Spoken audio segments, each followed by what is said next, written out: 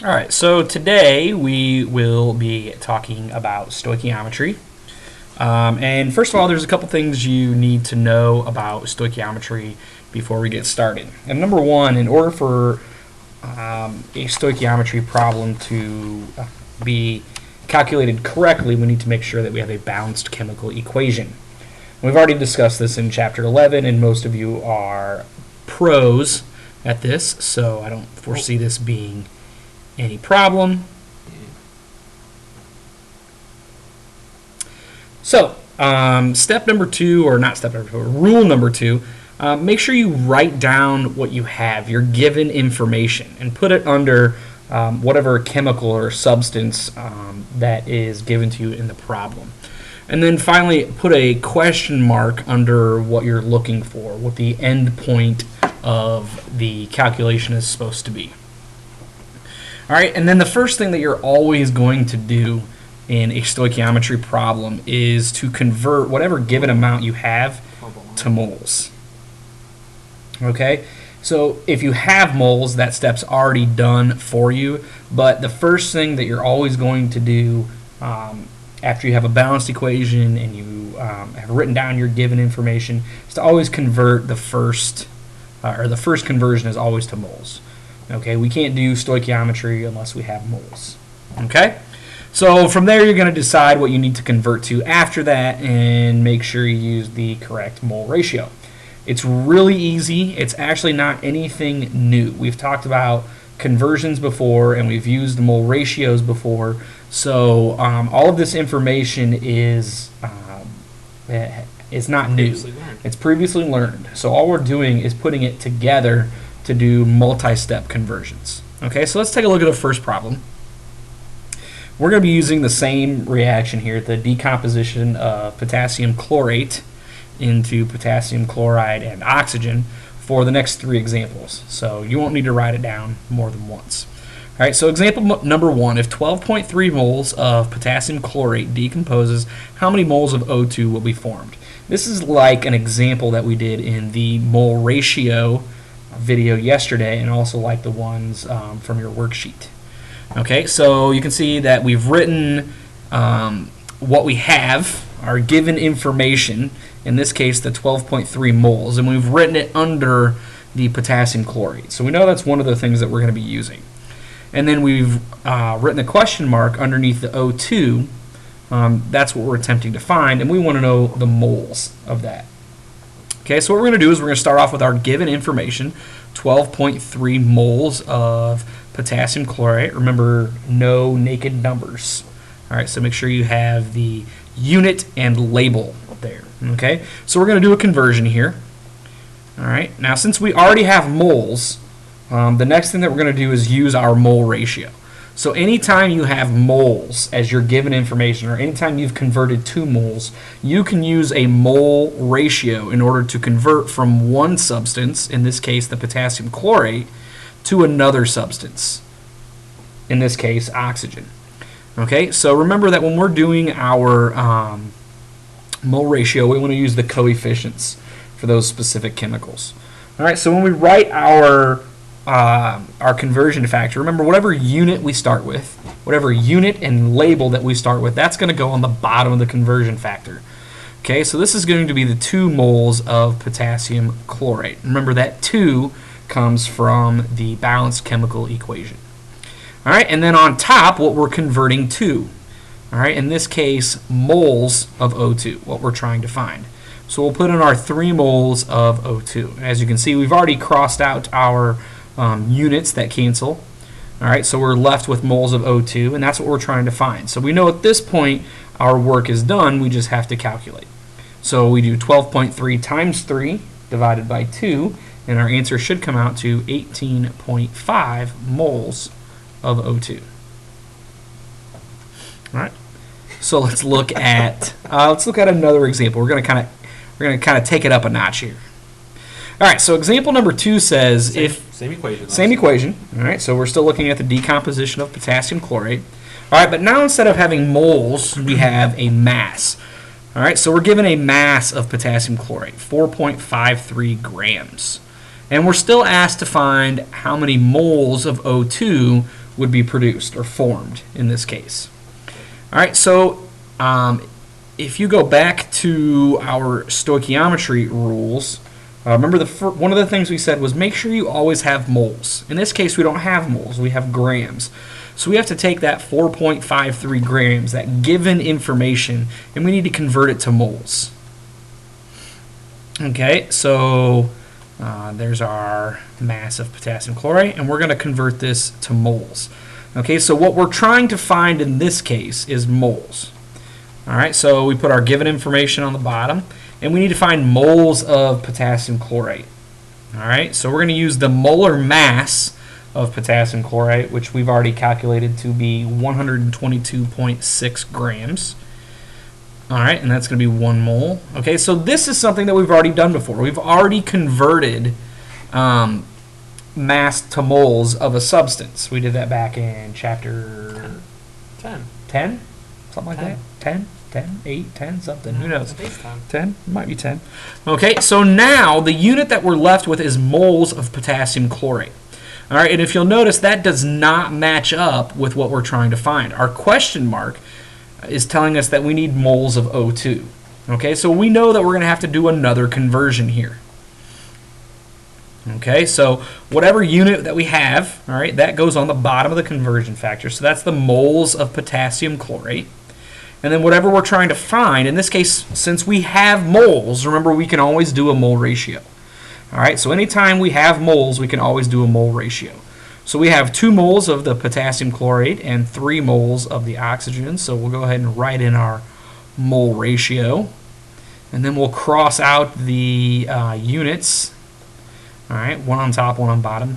So we are left with moles of O2, as you can see. All right, and since we're left with moles of O2, we know that all of our converting is finished. So we can put our equal sign in there, and we have to calculate.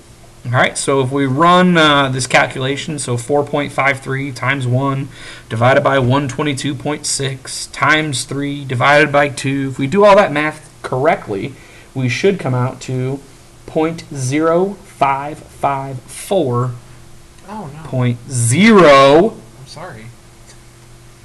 554 moles of O2. Now, just as a reminder, oftentimes what I do is when I write the given information underneath the chemical and I put the question mark, I often will circle it. And by circling it, I know that this number has to include my mole ratio. So it's between a 3 and this 2 right here, and I just have to pick, well, which one goes on top based upon what unit I cancel. So down here, this is my mole ratio.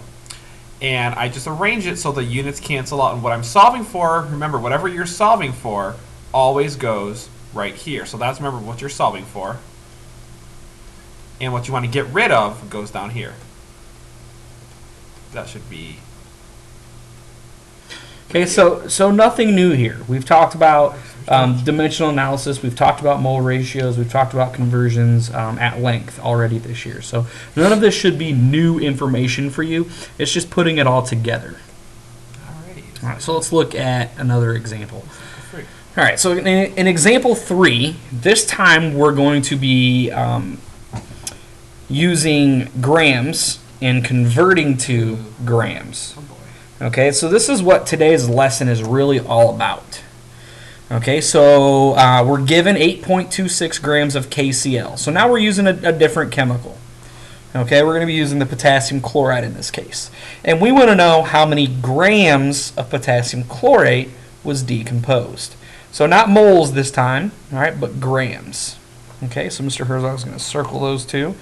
All right, so we know that our mole ratio that we end up using in this case is going to have to be a ratio of 2 to 2. Okay?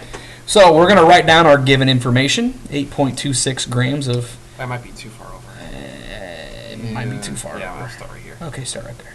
8.26 grams of KCl, potassium chloride.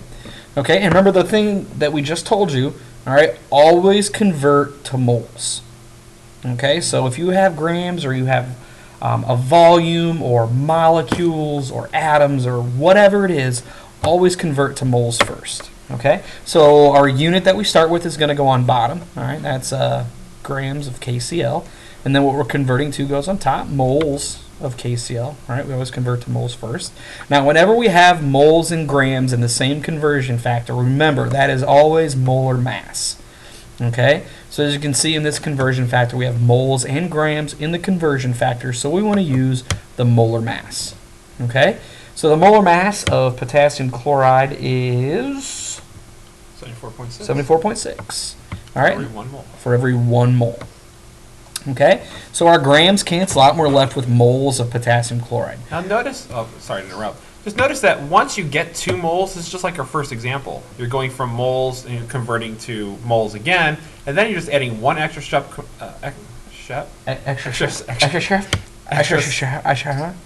Leave me alone. Extra step, and you're just converting that number of moles to number of grams. Okay? So we're going to use our mole ratio here. Remember, anytime you have moles, you can use a mole ratio to convert to the other substance. So moles of KCl is what we have, so that'll go on the bottom. All right, and that's 2. All right, that's from our balanced chemical equation. Right there. All right, and we're going to be converting to moles of potassium chlorate, KClO3, and that's 2 moles also. All right, for the balanced chemical equation. Now, oftentimes, just to throw this in there, a lot of students get always confused with these 2's. They start putting these 2's and like this 3 right here, they'll start putting them all over the place in here. They'll start multiplying, since they think there's a 2 here, you have to multiply this by 2. The only time these coefficients are used is for just the mole ratio. Never use them any other time in this problem. Another thing that we see is we see students that want to put Cancel. they want to put part of the coefficient up here. Okay, and you never want to do that. Okay, whenever you have a molar mass, okay, converting between grams and moles, or molecules and moles, or volume and moles, or whatever it is, you always want 1 mole there. Okay, so now We don't want this. yeah, we don't want moles of KClO3. We want grams of KClO3. So we're going to need to do another conversion factor that cancels out the moles of KClO3, and that once again is the molar mass. Okay, so we're going to put the molar mass over 1 mole. You can see that the moles of KClO3 will cancel out. And if we look at our units, the only unit that's left is grams of KClO3. And that is what we're looking for based on where our question mark is in that balanced chemical equation. Okay? All right, so if we do the math here, we should come up with 5.31 grams of potassium chlorate. Remember, no naked numbers. Yeah, chlorate. Yeah. I put chloride. It's chlorate. I'm slow, too. Come on, jeez. Jeez. Say cheese. Jeez. Okay, so let's do one more example. I'm okay. You were laughing at that other one. I think it's still here. Oh, they can't turn the mic off. No, it's still going. I The know. microphone's on the computer. I thought the No, it's still going. Oh, it's not. Yes, it is. It's still going. Okay. Oh well. We're gonna do one more example. Okay, and what I want you to do is change the slide. There you go. Pause the video, and I want you to try this by yourself. Ooh. Okay, so give this one a shot. Check your rearview mirror. All right, yeah. we're checking our rear view mirror here. Check for blind spots. Checking for blind spots. Checking for understanding here. All right. All right. So pause it. Try it yourself. We're just going to continue right now and do this for you. Okay. So not really going to talk you through it. We're really just kind of going to go through and show you how to do it. So Propania. that's propane. If you didn't know what propane was. Is that even it in Spanish? I don't know. I don't either. Oh, what? So- I didn't even put chemicals down. I gotta think about this. Uh, How many grams of carbon dioxide are formed? so we're looking for CO2. How many grams of carbon dioxide? So right here. Mm-hmm. Mhm. Okay, now, one thing I do want you to be careful of, as Mr. Herzog is taking you through this, I want you to be careful in here because it also says the word oxygen. Okay, it says 1.37 grams of propane reacts with oxygen. Now, the oxygen in this case has nothing to do with the calculation. Okay, you can see in the balanced equation that the propane does react with the oxygen, but there's no given information for oxygen. So you want to leave that out. Leave it alone. I just cross them off when I don't use them. Yep. So we're just using whatever we circled. Okay?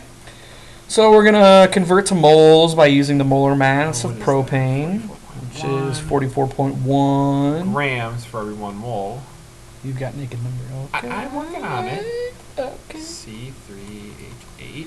All right. So then we're going to use the mole ratio in this case. So every time it slants, I'm going to fix that. Oh no. What am I doing? Wish I knew. There we go. Okay. Much better. So for our mole ratio, since we have moles of propane, or C3H8, that means I have to put it on the bottom. Okay, so 1 mole of propane, that comes from our balanced chemical equation. 3 moles of carbon dioxide, not O2. No. No, you're fine. Just put a C in front of it. There we go. Okay, so 3 moles of CO2, that comes from our balanced equation. Adios. And that's not what we're looking for. Moles of CO2 is not what we're looking for. So we need to do one more conversion in this case. So Where's my buzzer? we need the molar ratio, or not the mole, the molar mass of carbon dioxide. of carbon dioxide. So carbon is, I don't know what's it. CO2. I don't know if it's carbon CO2. Dioxide. Carbon is 12 plus 32 from the O2, so that's 44. 44.01. Point, I say 0.0 I don't know. Actually, 0.01. grams CO2 for every 1 mole of CO2. And my unit of moles cancel out. Okay, so now I take 1.37 divided by 44.1 times 3 times 44, and I get an answer of about 4.10 grams of CO2 gas. All right, so that's all for this webinar. Make sure that you take good notes, and if you have questions, bring them to class tomorrow. Yes, we love stoichiometry. I do. It's easy. Okay, bye. Adios.